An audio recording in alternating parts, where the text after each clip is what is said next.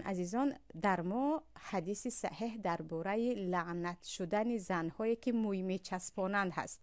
پیامبر لعنت کردن الواصله و المستوصله رو. حدیث در بخاری هست که پیامبر زنهایی که به خود موی میچسبانند یا به دیگران میچسبانند اینها رو لعنت کردن. اما درباره اینکه پیامبر به زنها مویتان رو قیچی نکنید گفته باشن، یگان حدیث صحیح نیست. یگانه پیامبر لعنت کردن زنهایی که متشبهت بالرجال، یعنی خود را به مردها مانند میکنند. هر زنی که خواه در روش صحبت کردنش، خواه در راه رویش، خواه در پوششش، خواه در طرز مویش خودش رو به مرد مانند میکند، پیامبر او را لعنت کردند. و برعکس هر مردی که خود را به زن مانند میکند.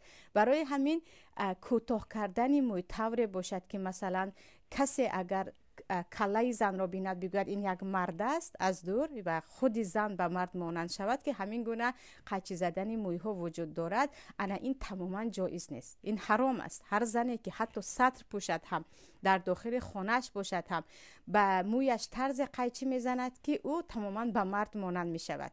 از پشت سرش دیدن میگوید یک مرد است، یک مرد است. این تماما ممکن نیست.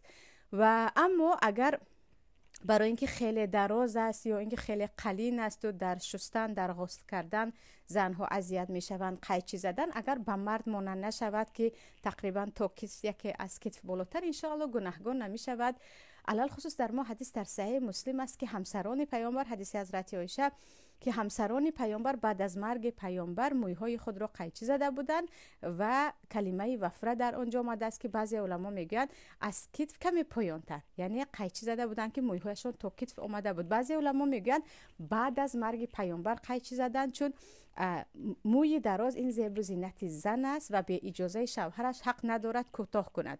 و همسران پیامبر که بعد از مرگ پیامبر دیگر عموما برایشان حرام است ازدواج کنند، چون آنها مادران مؤمنان حساب میشوند و آنها هیچ زینت لازم نبود و قیچی زدن. به هر حال میدونیم که در حج هم زنها به مویشان قیچی میزنند، یک مقداری کمی. و قیچی زدن خیلی گفتم اگر با همچون مانندی به یک مرد یا به یگان کافر که مثل همون زنی کافره میشوند، گفتن که مؤمن نباید خود را به یگان کافر مانند کنند که من مثل او شدن میخواهم، همین گونه باشد. یا مانندی به مرد باشد، یا اینکه قیچی زنی در بکوچه برای که کلا حرام است، در این وقت ها ممکن نیست. اما اینکه نه، یک مقدار کوتاه کردن تا حتی کتف باشد که تو یگان خیلی به مرد مانند نمیشوی، اما با اجازه شوهر، زن شوهردار قیچی زد گناهگار نمیشود.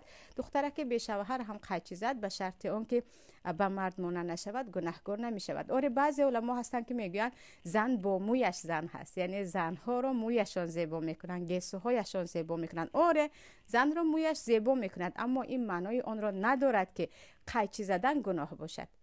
یعنی برای اینکه قیچی زدن مو یک گناهی کبیره است یا عموما شریعت به این اجازه نمیدهد حکم کنیم، باید ما یک دلیل داشته باشیم که این گونه دلیل